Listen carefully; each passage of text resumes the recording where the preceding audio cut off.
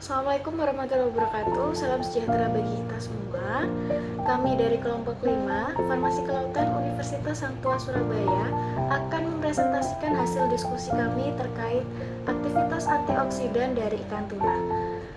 Berikut nama dan NIM kelompok 5. Kemudian antioksidan merupakan salah satu senyawa yang sangat diperlukan oleh tubuh untuk menghambat aktivitas oksidasi sel tubuh oleh radikal bebas.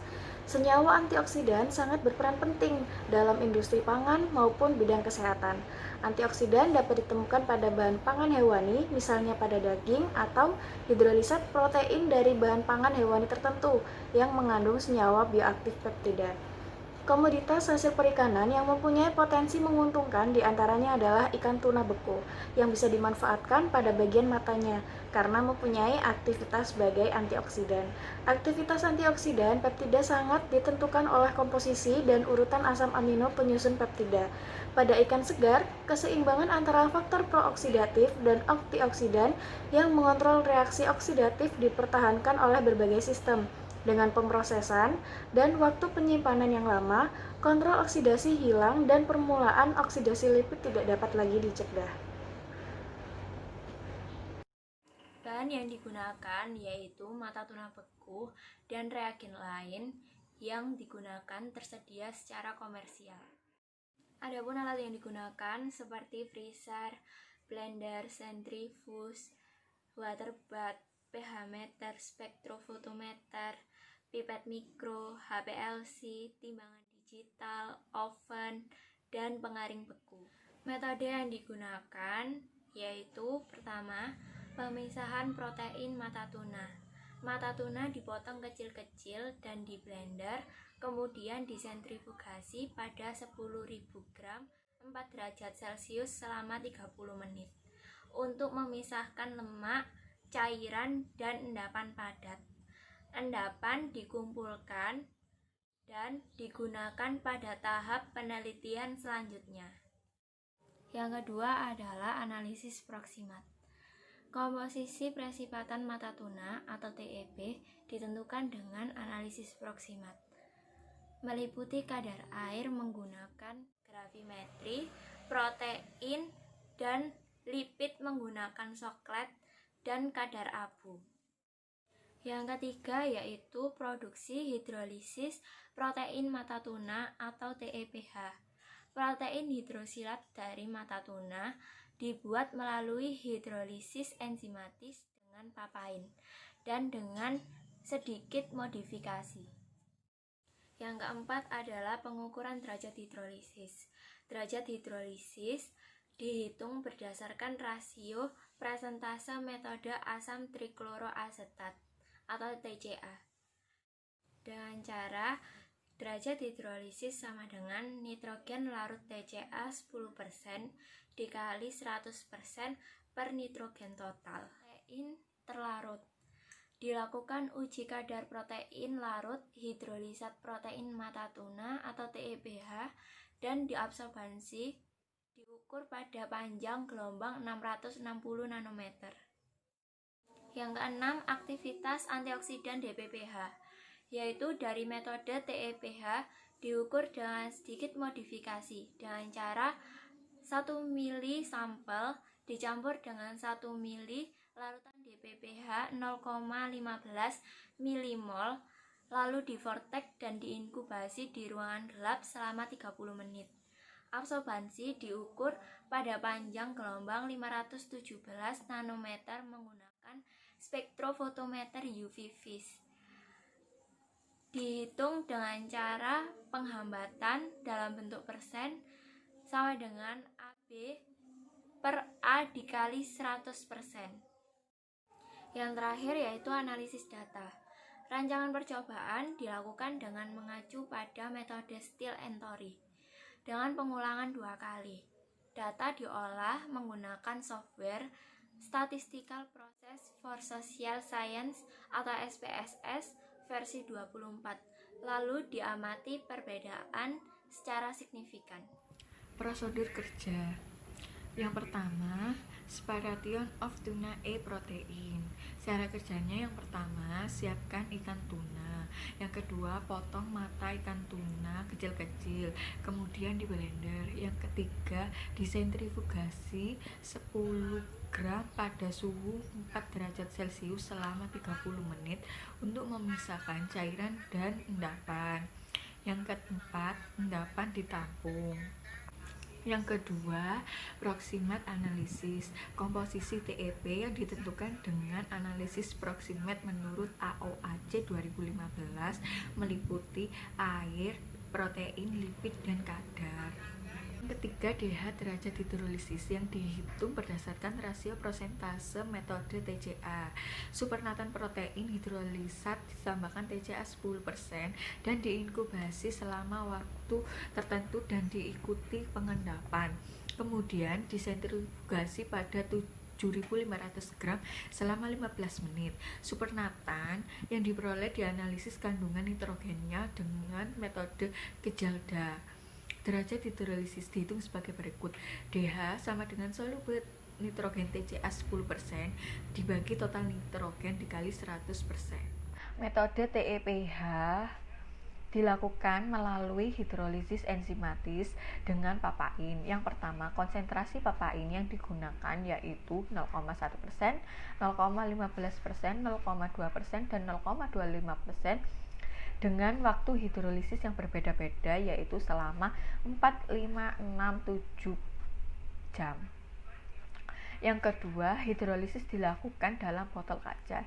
Yang ketiga, air suling ditambahkan ke dalam sampel dengan perbandingan TEPH dan Aquades 1:8. Hidrolisis diawali dengan penambahan enzimatis pada suhu 55 derajat Celcius dengan dikombinasi waktu hidrolisis yang berbeda. Kemudian dipanaskan hingga suhu 85 derajat Celcius selama 15 menit. Kemudian disentrifugasi selama 20 menit pada suhu 40 derajat Celcius. Supernatan yang diperoleh kemudian dikeringkan menggunakan freezer dryer pada suhu 55 derajat Celcius untuk mendapatkan bubuk hidrolisat. Yang kelima, menentukan kadar protein dengan diambil 2 ml sampel hidrolisat ditambahkan 5 ml CU alkali dan diinkubasi pada suhu kamar selama 1 jam.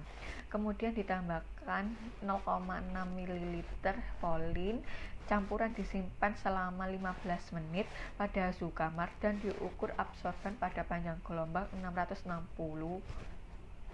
Yang keenam, aktivitas DPPH dari TEPH diukur menurut Zimada, yaitu dengan 1 ml sampel dicampur dengan 1 ml larutan DPPH 0,15 di vortex dan diinkubasi di dalam ruangan gelap selama 30 menit.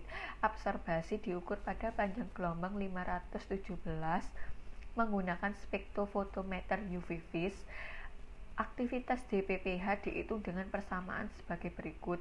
Inhibitor sama dengan A min B dibagi A dikali 100%, di mana A adalah absorban kosong dan B adalah absorban sampel. Hasil: tuna selain sebagai antioksidan memiliki aktivitas menghambat es dan kemampuan mengais nitrit. ASG dihidrolisis alkalase, protamate, neutrase, dan favorisisme. Hidrosit alkalase memiliki sifat antioksidan yang paling efektif, termasuk aktivitas mengelat ion logam sebesar 86,8%, pemulungan anion superoksida atau SOD sebesar 39,7% dalam 1 jam hidrolisis, aktivitas membersih radikal hidroksil sebesar 37% dalam 3 jam hidrolisis, dan aktivitas pembersih nitrit sebesar 44,4% sampai 60,7%. Selain tuna, sifat antioksidan dan antihipertensi ditemukan juga di sarcoplastic muscle dari sarden kaleng yang dilakukan oleh Vieira dan Pembahasan. Ikan mengandung berbagai antioksidan untuk melindungi lemak tak jenuh dan nutrisi lain dari spesies oksigen reaktif. Perlindungan dari zat oksidatif ikan diantaranya enzim, berbagai antioksidan yang larut lemak dan air. Fungsi antioksidan untuk mengontrol peroksida, menangkal radikal bebas, dan menonaktifkan spesies oksigen reaktif. Ikan merupakan penghasil antioksidan tinggi. Berikut diantaranya. Di dunia ini banyak bermacam-macam jenis ikan, contohnya ikan tuna. Ikan tuna merupakan ikan tunus yang memiliki gizi tinggi. Han 2015 menganalisis gelatin dari kulit perut tuna sirip kuning (ASG) untuk mengetahui sifat antioksidan, aktivitas penghambatan AC, dan kemampuan mengais nitrit. ASG hidrolisis dengan alkalase, protamax, neutrase, dan flavorisme. Hidrolisis alkalase memiliki sifat antioksidan yang paling efektif, termasuk aktivitas pengkelat ion logam (86,8%), pemulungan anion superoksida (SOD) 39,7% dalam 1 jam hidrolisis.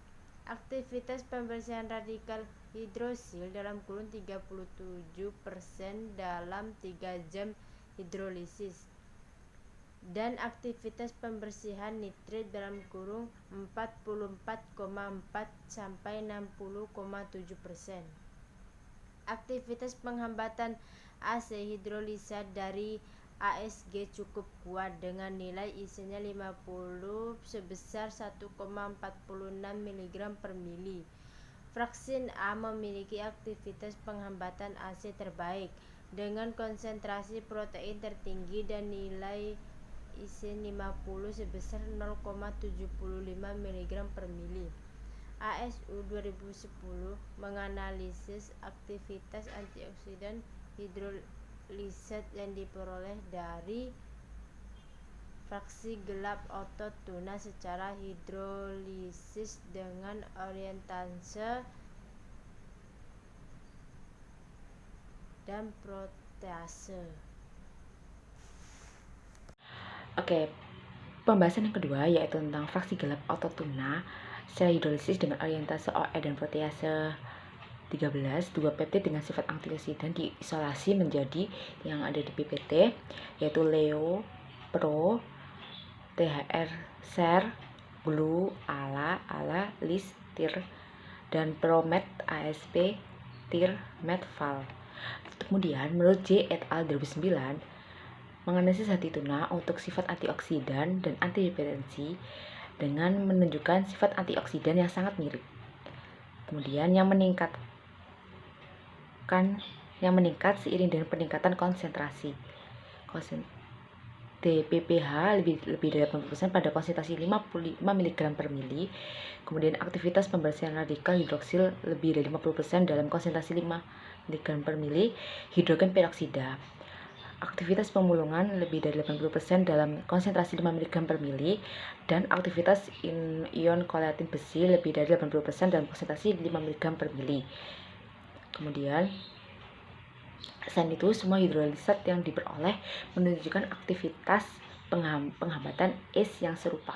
Kadar larut protein hidrolisat protein mata ikan tuna berkisar antara 59,98 kurang lebih 1,30 hingga 94,9 kurang lebih 0,002%. Derajat hidrolisis DH berkisar 9,10 kurang lebih 0,28 sampai 16,14 kurang lebih 0,09%. Penghambatan aktivitas pemulung radikal di PPH tertinggi adalah 93,57 kurang lebih 0,05% pada 5 mg per mili. Diperoleh DH 11,35 kurang lebih 0,02% pada konsentrasi papain 0,1% selama 6 jam hidrolisis. Nilai IC 50 sebesar 1,08 kurang lebih 0,008 mg per mili. Menurut JPHPI 2018 volume 21 nomor 3, masyarakat pengolahan hasil perikanan Indonesia 525 itu aktivitas antioksidan protein hidrolisat. Kemudian menurut Mutamina et al. Stensby 1982 menjelaskan ikan dengan kadar protein 15-20% termasuk dalam kelompok ikan berprotein tinggi, yang mana protein ikan yang tinggi itu adalah salah satu kebutuhan dalam menghasilkan protein hidrolisat. Kesimpulan, konsentrasi enzim pepain dan lama hidrolisis berpengaruh nyata terhadap aktivitas antioksidan ikan tuna hidrolisis protein mata. Penghambatan tertinggi aktivitas pemulungan radikal di ppH 93,5% diperoleh pada konsentrasi pepain 0,1% selama 6 jam hidrolisis pada konsentrasi 5 mg per mili dengan nilai IC 50 1,082 plus 0,008 mg per mili. Ikan mengandung berbagai antioksidan untuk melindungi lemak tak jenuh dan nutrisi lainnya spesies oksigen reaktif. Pelindungan oksidatif ikan meliputi enzim, berbagai larut air dan sistem antioksidan yang larut dalam lemak. Fungsi antioksidan tersebut adalah untuk mengontrol peroksidan, mengais radikal bebas dan menonaktifkan spesies oksigen reaktif. Sifat kimiawi dan fungsi sumur antioksidan makanan mapa seperti asam askorbat dan tocopherol yang juga terjadi secara alami cukup banyak dimengerti. Mekanisme antioksidan dan antioksidan lain yang baru ditemukan seperti Q10 kurang teridentifikasi. Baru-baru ini penelitian tentang antioksidan telah mendapatkan banyak perhatian untuk meningkatkan bukti pentingnya antioksidan dalam kesehatan manusia. Sekian presentasi dari kelompok kami. Wassalamualaikum warahmatullahi wabarakatuh.